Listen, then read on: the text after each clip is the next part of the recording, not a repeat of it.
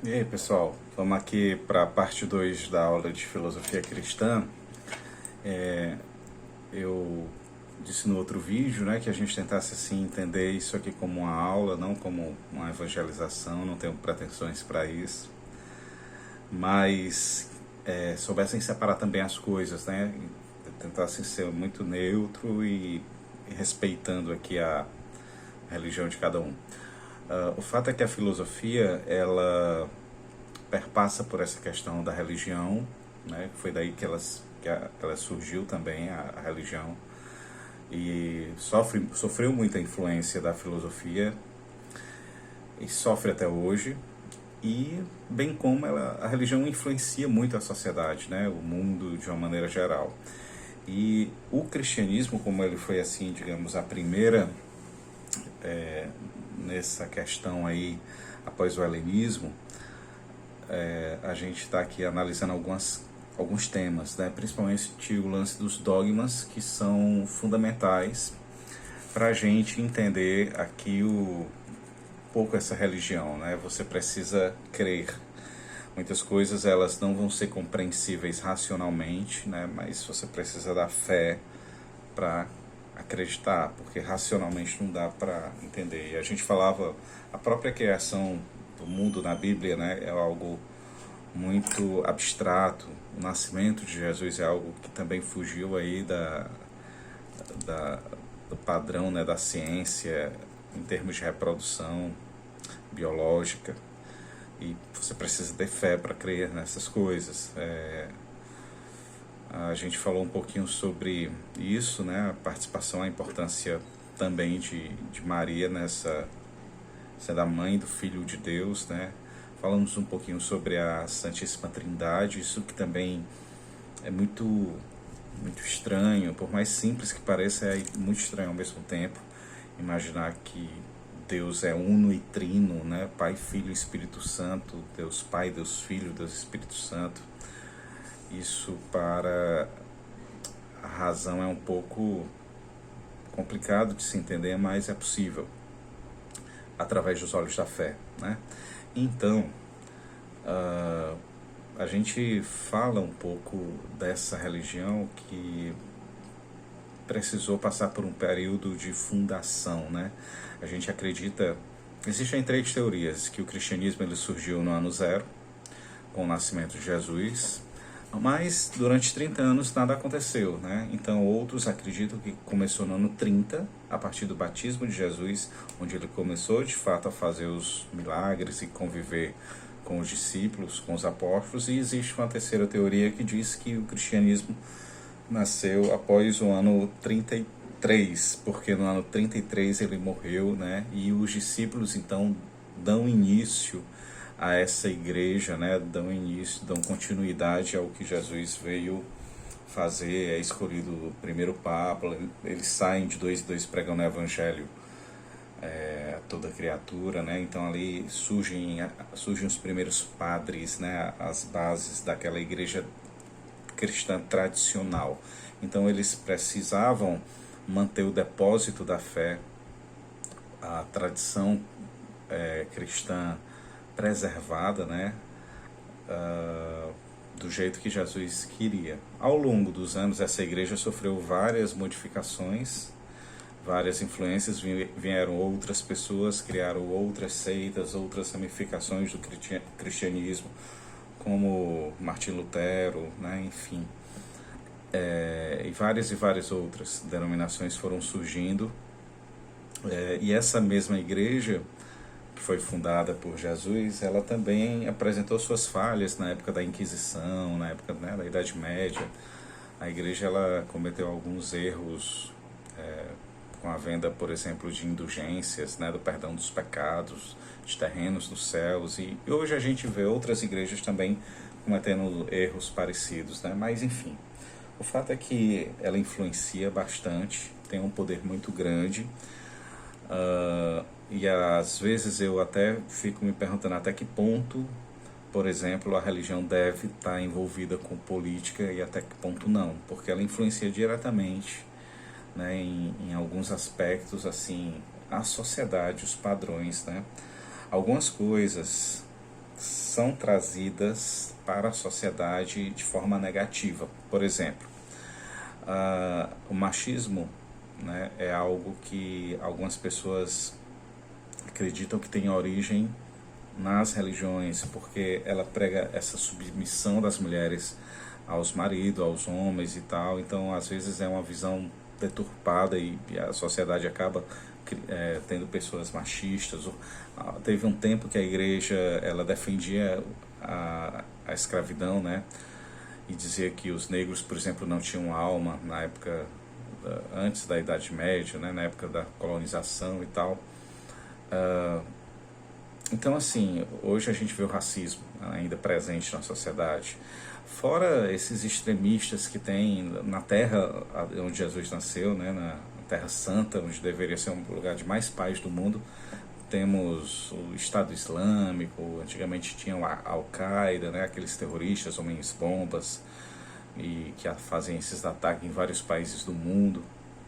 Enfim, às vezes isso surge nesse fanatismo religioso. Então eu sugiro um equilíbrio, né? Uma fé equilibrada, uma fé pensante, crítica, e não alienada, né? As pessoas podem pensar, podem questionar, não é só porque o padre ou o pastor diz alguma coisa que você tem que levar aquilo ao pé da letra, obedecer cegamente. Nós somos pessoas críticas, né? Eu visitei várias religiões, frequentei também por muitos anos, por exemplo, o cristianismo. Tem suas vantagens, mas também eu tenho minhas ressalvas, né? Às vezes minhas críticas com alguns exageros e tudo mais. Porque a igreja ela acaba sendo santa e pecadora ao mesmo tempo, né? Ela é uma parte divina e uma parte humana que tem falhas, que tem defeitos. Então vamos lá. Outros dogmas que me chamam muito a atenção é a questão, por exemplo, da Eucaristia, né? O católico ele acredita que após a morte de Jesus ele ficou presente no meio de nós através da Eucaristia, né? Da comunhão, da fração do pão. Isso a gente vê relatado, por exemplo, na última ceia, né? Onde Jesus ele vai dizer para os discípulos, quase que como uma despedida, né? Tomai todos e comei, isto é o meu corpo que será entregue por vós, tomai todos e bebei, isto é o meu sangue, o sangue da nova e eterna aliança que será derramado por vós. E vai dizer mais, né? Fazer isso em memória de mim, ou seja, repitam isso, esse ritual. Então esse ritual é a missa para os católicos, né? E verdadeiramente para os católicos aquela hóstia, aquele pão que o padre eleva, que toca aquele sininho, naquele momento é o corpo de Cristo, né? Porque Jesus disse lá, nas palavras que eu acabei de falar, tomai todos e comei. Foi Jesus que disse, isto, né? Esse pedaço de pão, isto é o meu corpo. Então ele está dizendo que aquilo é o corpo dele. Tomai todos e bebei, isto é o meu sangue, né? Então quem está dizendo é Jesus, biblicamente falando, aquilo é o sangue. Então aos olhos da fé, para o católico, na hora da comunhão, né, da Eucaristia, ele está comungando o corpo e o sangue do próprio Jesus. Há quem não acredite, há quem duvide, né? E eu me lembro aqui de um episódio que vocês podem pesquisar aí, na cidade de Lanciano, na Itália, alguns séculos atrás. Um padre foi celebrar uma missa e na hora da elevação, né, que existe o fenômeno da transubstanciação, naquele momento o pão deixa de ser pão e vira carne, e o vinho deixa de ser vinho e vira sangue. Isso a igreja chama de transubstanciação. Ele duvidou aos olhos humanos que aquele pão era carne, que aquele vinho era sangue. E misteriosamente, nas mãos dele, na hora da elevação, o pão se tornou em carne e o vinho se tornou sangue. Então assim, a igreja guardou esse material e até hoje está preservado e estudado. Os cientistas analisaram e viram hoje em dia, né, que o sangue é um sangue de uma pessoa viva, como se tivesse acabado de ser tirado, né, de uma pessoa, tudo funcionando direitinho, as células, os glóbulos vermelhos, as plaquetas hemácias, etc. E a parte da carne, da hóstia, foi um pedaço, né, identificado como um tecido, uma carne do miocárdio, do coração. Interessante que assim, poderia ter sido de qualquer outra parte do corpo, da orelha, mas não, foi do coração. E também é o mesmo tipo sanguíneo do sangue, que era vinho, que se transformou na mão do padre em vinho. Se vocês pesquisarem no YouTube, tem vários vídeos falando sobre o milagre de Lanciano, na cidade de Lanciano. Então é curioso, né? O mesmo tipo de sangue de Lanciano também é o mesmo tipo em termos genéticos encontrado no sudário de Turim, que seria o pano que cobriu Jesus na época que ele tinha sido enterrado, né? A mortalha de Jesus, digamos assim. Aí aquele pano ficou um pouco até marcado, o formato do rosto, do corpo de um homem com as marcas do sangue, de todo o processo do flagelo da crucificação. Então, existe uma relação do material genético entre os dois, né? Também você pode pesquisar isso sobre o Santo Sudário, né? O Sudário de Turim, ok? Então, assim, o fato é que, sem ter explicações racionais para aquele fenômeno de Lanciano, os cientistas, quando foram concluir seu relatório, no final do relatório, eles só disseram o seguinte: e o Verbo se fez carne e habitou entre nós. Porque eles não tinham como explicar como é que aquele vinho se transformou em sangue, aquela hóstia se transformou em carne. E eles botaram isso: o verbo que era Deus, se encarnou e habitou entre nós. E o verbo se fez carne, né, e habitou entre nós. Foi assim que eles concluíram o relatório. Eles viram que na parte do sangue ele se fragmentou em 5 pedaços, né, em 5 partes. Vamos supor, deixa eu tentar pegar aqui alguns objetos aqui, não sei, vamos supor, tá? Imagine que aqui eu tenho, pronto, uma tesourinha, um bombom e um papel e uma esponjinha aqui. Tamanhos diferentes. Quando eles botavam na balança, digamos, vamos supor aqui, certo? Digamos que esse peso aqui registrasse 7 gramas. Aí eles pegavam outro objeto, a outra parte do sangue que se separou, que se coagulou um pouco, colocavam na balança, também dava o mesmo resultado.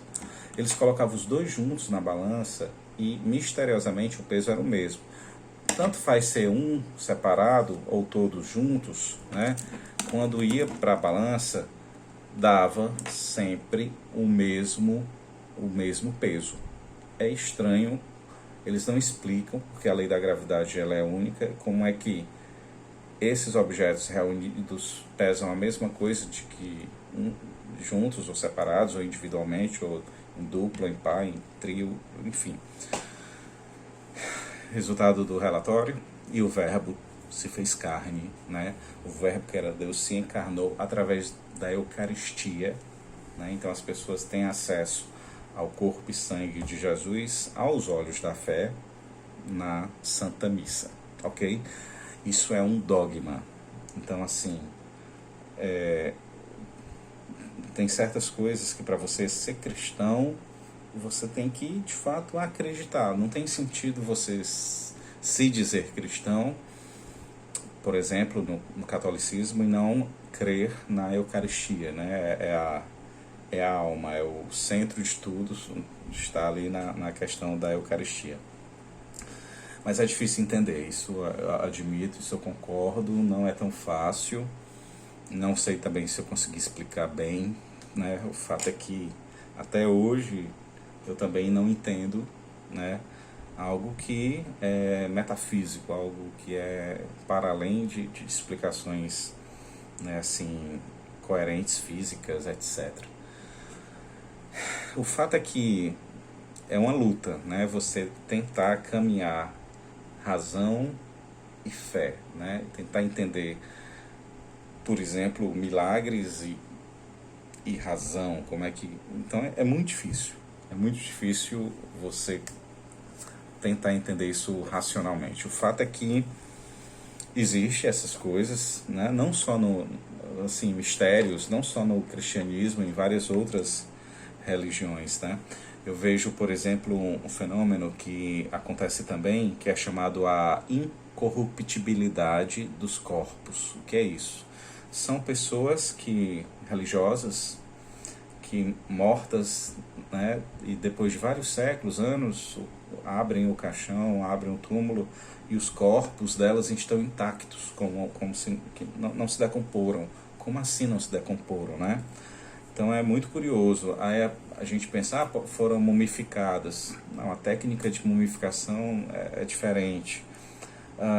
E não existia tecnologia para conservar assim, os corpos, enfim, naquela época, né? E às vezes acontece de alguns santos e santas, vocês podem pesquisar na internet, assim, hoje são expostos assim num vidro, né, num caixão de vidro, e você pensa que a pessoa está dormindo assim muito preservado o corpo, não se decompôs. Isso é sinistro, no mínimo, é estranhíssimo, mas racionalmente a gente não vai entender essas coisas assim né, como se fosse a assinatura de Deus, assim, a rubrica de Deus, e que só Ele sabe, só Ele faz, só Ele entende, e é muito louco, né? Enfim, a gente tem que pensar a religião um pouco mais também assim de forma ampla. A igreja ela tem uma visão muito geocêntrica da coisa, né? Tipo, o planeta Terra é o centro do universo. Só que não, o universo não tem um centro, né? A Terra gira em torno, por exemplo, do Sol, não é? O Sol não é o centro. E também, enfim, o universo é infinito. E Deus vai muito além de tudo isso, né? Mas, assim, é uma instituição que influencia e interfere demais na vida de milhões de pessoas, que tem várias situações que a ciência não vai conseguir explicar, né? A ciência não consegue dizer por que aquilo acontece, por que aquilo não acontece. Tem que ter fé. Depois a gente continua aí nosso papo com calma sobre esse assunto aí tão interessante, tão curioso, né? E muito bacana de se conversar. Pena que a gente não está assim debatendo, tirando algumas dúvidas ao vivo pessoalmente, não ser no Meet. Mas vai dar certo, vamos lá. Um abraço, tchau.